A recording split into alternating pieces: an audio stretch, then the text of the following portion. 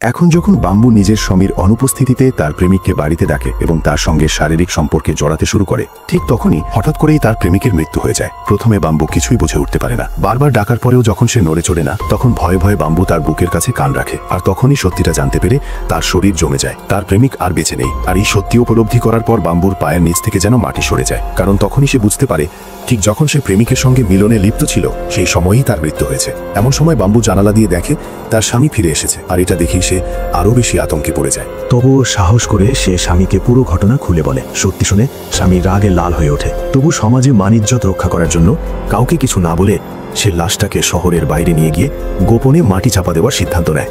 কিন্তু তারা বুঝতে পারে কেউ একজন তাদের উপর নজর রাখছে, যে এই লাশের বিষয়ে সবকিছু জানে। এরপর এক পুলিশ অফিসার তাদের একটি পুরনো ফ্যাক্টরিতে নিয়ে যায়। সেখানে বাম্বু তাকে পুরো ঘটনাটা বলে দেয়। আর অফিসারকে চুপ রাখার জন্য সে 8 লাখ টাকা দেওয়ার প্রতিশ্রুতি দেয়। কিন্তু পুলিশ অফিসার ঠান্ডা গলায় বলে, এই সামান্য টাকায় আমার কিছু হবে না।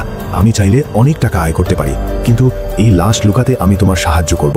আর এটা যে তুমি করেছো, আমি চিরদিন ভুলে যাব। কিন্তু তার বদলে তোমাকে আমার সঙ্গে ক্রিকেট খেলতে হবে। এই কথা শুনে বাম্বুর স্বামী রাজি হয়ে যায়। কিন্তু বাম্বু কান্নায় ভেঙে পড়ে। সে কাঁদতে কাঁদতে স্বামীকে বলে, আমি প্রেমিকের সঙ্গে যা করেছি তার মানে এই নয় যে আমি সবার সঙ্গে তা করব।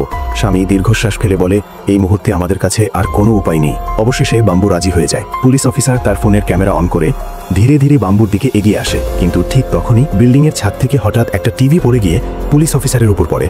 আর সে জ্ঞান হারিয়ে ফেলে। কি হবে এবার জানতে চাইলে অবশ্যই সাবস্ক্রাইব করুন, কারণ গল্প এখনো অনেক বাকি।